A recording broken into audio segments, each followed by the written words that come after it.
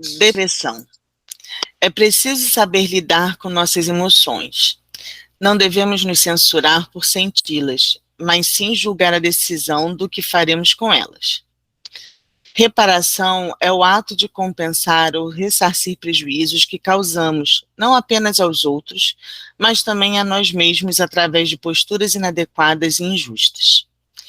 Necessitamos reparar as atitudes desonestas que tivemos perante nós mesmos para ressarcir-nos dos abalos que promovemos contra nossas próprias convicções e para compensarmos da deslealdade com nosso modo de ser e com nossos valores íntimos. Desculpa, alguém gostaria de falar? Devemos nos conscientizar do quanto estivemos abrindo mão de nossos sentimentos, pensamentos, emoções e necessidades em favor de alguém, somente para receber aprovação e consideração. Quantas vezes asfixiamos e negamos nossas emoções diante de acontecimentos que nos machucaram profundamente? Relegar essa parte de nós e ignorá-la pode se tornar um tanto desagradável e destrutivo em nossas vidas. Viver o direito de sentirmos nossas emoções equivale a ser honestos com nós mesmos. Elas nos ajudam no processo de autodescobrimento e estão vinculadas a estruturas importantes de nossa vida mental, como os pensamentos cognitivos e as nossas intuições. O hábito de rejeitarmos frequentemente as energias emocionais fará com que percamos a capacidade de sentir corretamente, e sem a interpretação dos sentimentos, não poderemos promover a reparação de nossas faltas. Para repará-las, é preciso estarmos predispostos a dizer o que pensamos e a escolher com independência.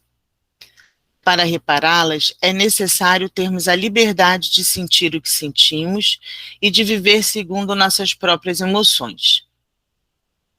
Para resgatar nossas faltas conosco e com os outros, é imperioso, antes de tudo, desbloquear nossa consciência para que possamos ter um real entendimento do que e como estamos fazendo as coisas em nossa vida.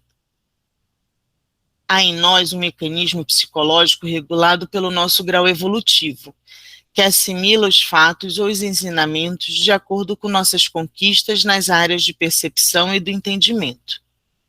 Nossa incapacidade para absorver certos aspectos da vida deve-se a causas situadas nas profundezas de nossa consciência, que está em constante aprendizado e ascensão espiritual. Portanto, não devemos nos culpar por fatos negativos do passado, pois tudo o que fizemos estava ao nível de nossa compreensão à época em que eles ocorreram. Poderemos ir resgatando as nossas faltas, reparando-as, mas não creias que as resgateis mediante algumas privações pueris ou distribuindo em esmolas o que possuirdes. Deus não dá valor a um arrependimento estéril, sempre fácil e que apenas custa o esforço de bater no peito, mas sim reavaliando antigas emoções e resgatando sentimentos passados, a fim de transformá-los para melhor. Desse modo, reconquistamos a perdida postura interior de vida própria e promovemos a modificação de nossas atitudes equivocadas perante as pessoas. Emoções não são erradas ou pecaminosas. Elas não são os atos em si, pois sentir raiva é muito diferente de cometer uma brutalidade. Para repararmos, é preciso saber lidar com nossas emoções. Não devemos nos censurar por senti-las, mas sim julgar a decisão do que faremos com ela.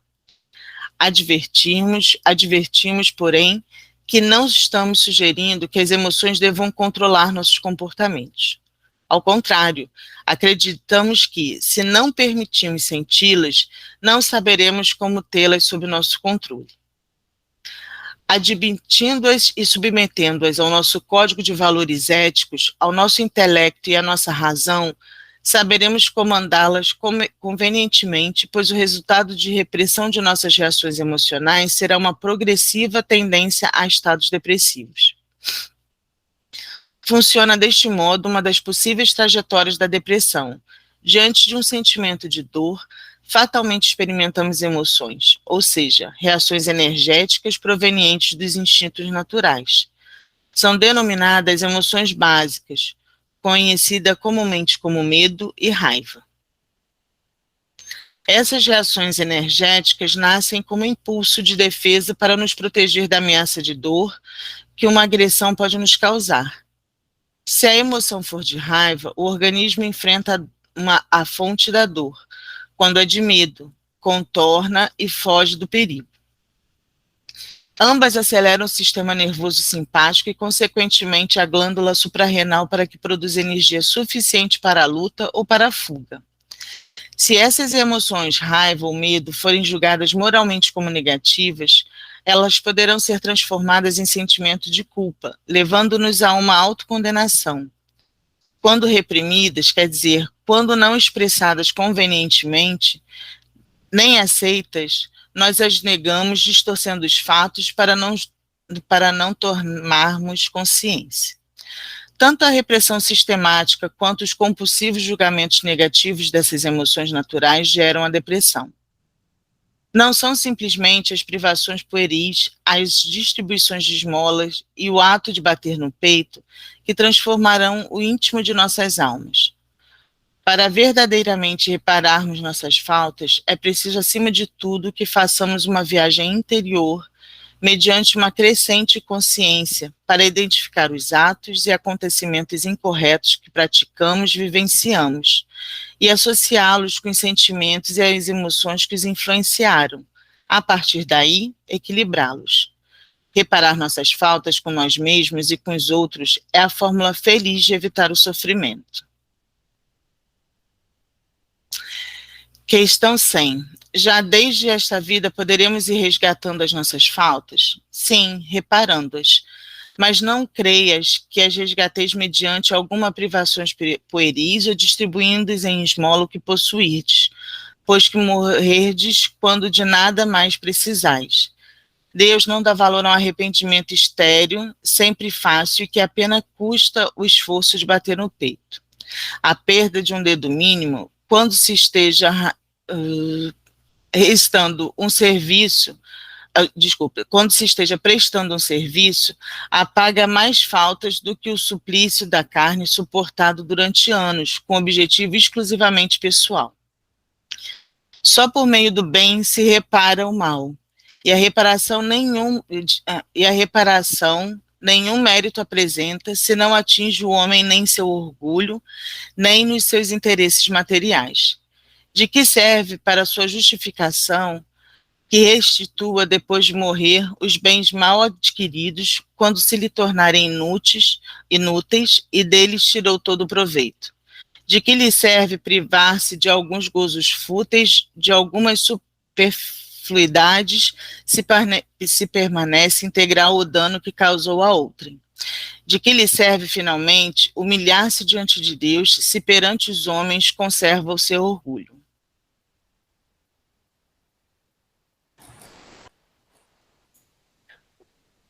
José, tu tinha levantado a mão? Isso que ia falar. Não, foi coisa rápida, porque eu achei que tem algumas frases repetidas, né? Não sei se vocês perceberam. Não, tem sim, ele repete algumas Mas frases. isso acontece mesmo. São frases da pergunta que ele joga no texto. O que ele chama atenção no início, você lê de novo dentro do texto, isso é uma forma como ele chama atenção do ponto principal, é assim mesmo. Todos esses textos, na verdade, são assim, tanto desse quanto do Prazeres da Alma. Para ver se a gente está prestando atenção. Eu queria começar fazendo um comentário na hora que eu estava lendo, que tem um ponto que me toca de uma forma muito pessoal, que é a questão da raiva. E o texto para mim faz muito sentido, foi um dos aprendizados que eu tive nessa vida. Eu era uma pessoa muito... Minha paciência sempre foi curta, né? Então, assim... Mas eu perdi a cabeça com muita facilidade e eu era muito bruta. E eu levei muito tempo para entender isso, né? Para acolher esse sentimento. Nunca vou entender tudo que me levava a ele, mas eu era bruta mesmo, gente. Quando eu falo que eu tenho o lado B, é porque eu sei que eu falo que esse é o monstro que me habita. E eu entendi que não adianta brigar com ele, né? Eu preciso entender e saber tudo que desencadeia ele para que eu possa mantê-lo sob controle, porque é a única coisa que eu posso fazer com ele. E é isso, é você se enxergar muito intimamente, você se olhar sem julgamento, sem culpa, identificar quando você errou e ir lá pedir desculpa, mas uma desculpa sincera. Aí você olhar o quanta dor você causou para você e para o outro, e poder olhar aquela situação e falar assim, eu não quero que isso aconteça de novo. Então, o que eu preciso fazer para que não aconteça de novo? Eu não posso negar que ela existe, eu não posso fingir que não aconteceu, então tem que enfrentar com coragem, com humildade e com coragem. E ficar atento, porque quando você menos espera, e vem, né? Porque parece que está muito, quase que no DNA. Então você precisa realmente estar muito atento para que isso não venha à tona, e quando você sentir que está vindo, você ter a força suficiente para respirar fundo e dizer, não, eu não vou reagir assim, dessa forma de novo. É isso. Obrigado por compartilhar, Elisa. Assim, esses dois livros, tanto esse quanto Prazeres da Alma, na verdade, né, eu encaro os dois como um verdadeiro tratado da reforma íntima. Porque às vezes as pessoas pegam esses livros, vão lendo os temas, né, e os encaram isoladamente. Mas eles são como eu disse, um tratado do conhecer a si mesmo. Na verdade, ele vai, com cada teminha desse, ele vai buscando fundo dentro de cada um, o que aquilo representa mesmo dentro de si, a compreensão que cada um tem sobre aquele tema, do que ele faz em relação àquilo, que provavelmente cada um de nós vivencia ou já vivenciou, não vou dizer todos, mas a grande maioria de todos esses temas em algum momento da sua jornada, da sua vida. Já teve raiva, já teve depressão, já teve angústia, já teve medo, já sentiu o que ele achou que era amor. Então, todos eles, a gente passa por eles. Então, esses dois livros, para mim, eles são muito bem construídos de uma forma sutil para que as pessoas, sem se incomodarem com essa temática, né? Porque toda vez que a gente vai se aprofundar em si, conhecer a sua intimidade, isso sempre causa uma certa angústia, um certo medo, né? E ele vai sempre falando isso, dos sentimentos que ele vai colocando, das situações, que a gente precisa conhecer, compreender.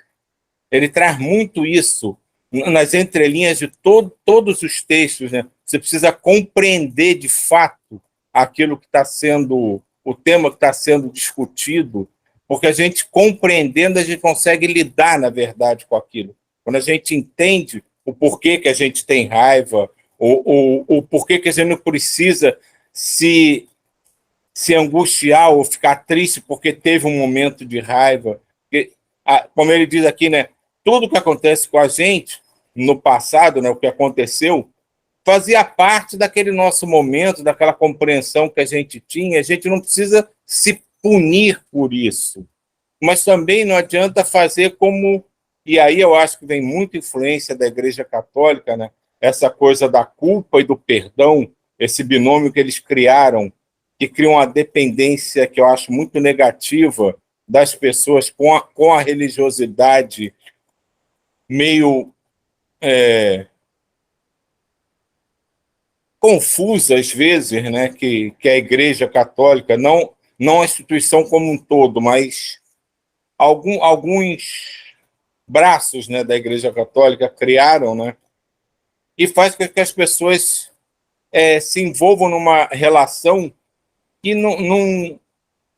não leva a nada. Você nem você se culpa, você faz promessa, você pede perdão, mas você não busca a compreensão e a reconstrução da tua vida a partir daquele aprendizado.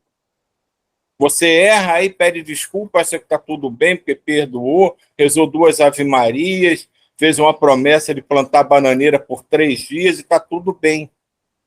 E a coisa não funciona assim, porque quando a situação se apresentar de novo, as chances de você repetir o que te incomodou são muito grandes. Então, eu achei muito importante, né, o que ele diz aqui nesse texto.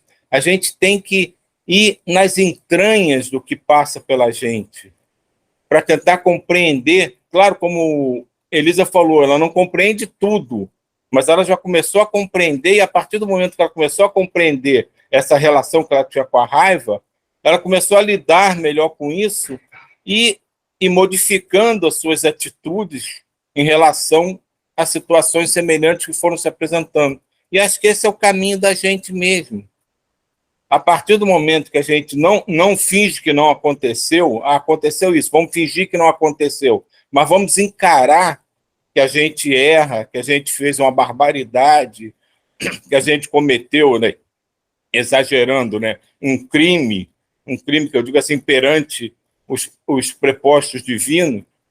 Vamos encarar que a gente é capaz de fazer isso sim, e vamos tentar entender por que a gente ainda faz isso e como a gente pode lidar aí com isso, para que talvez a gente não consiga fazer com que ele não se repita, mas que cada vez que se repita, a intensidade seja menor, para ir sumindo, até que você não sente mais aquela necessidade, não passa mais por aquilo. Nesse ponto, né, que a gente está conversando, e com relação ao texto, eu me lembrei de um caso, agora, nesses dias, lá no trabalho de sábado que eu estou participando. Aí tem uma amiga que eu estava conversando, e falei, né, que um dos dias a gente está lendo o Mensageiros. Ela, assim, na verdade, falei isso porque ela falou que estava lendo os Mensageiros. Aí eu, e aí, o que você está achando? Ela, nossa, né, os Mensageiros é lindo, e eu fico vendo que eles ficam se encontrando do outro lado, e ficam se encontrando com pessoas que viveram aqui, mas olha, tem umas pessoas que eu quero lá bem distante, e eu de um lado e do outro, e não quero encontrar nunca mais. Aí eu brincando, tu fala isso agora, mas quando você começar cada vez mais a crescer em amor, você vai falar assim, não, eu vou atrair, né, eu vou procurar aquela pessoa ali e resolver lá. Ah, isso não vai acontecer. Não vai acontecer de jeito nenhum. Ela bem longe e eu aqui. Aí eu, você faz isso, mas lá no fundo você carrega essa ligação o tempo todo, né? Então, mais cedo ou mais tarde, você vai ter que trabalhar. Aí ela gosta de fazer crossfit. Aí imagina que você tem uma ferida que você fala assim, não vou cuidar disso não. Aí você tá lá fazendo crossfit, tá cada vez crescendo mais e jogando aquelas madeiras, aquelas toras e fazendo os exercícios. Aí tem uma hora que você fala assim, essa feridinha tá me atrapalhando. Deixa eu cuidar dela para conseguir seguir melhor. E é isso. E é bem quando ele fala essa parte no final, né, que não são simplesmente privações pueris, ou distribuição de esmolas, ou ato de bater no peito, que a transformação é que o transformarão no íntimo das criaturas, mas verdadeiramente repararmos nossas faltas, é preciso, acima de tudo, que façamos a viagem interior, mediante crescente consciência para identificar os atos, os acontecimentos incorretos que praticamos. Então, mais cedo ou mais tarde, a gente cada situação vai ter que ser trabalhado e reconstruído, e a vida, ela vai colocar aquela situação, né, em outras vidas, em outro momento, então é melhor que seja o mais breve possível, né, a gente poder sanar o máximo possível de situações que a gente tem, mas é difícil, mas estamos caminhando.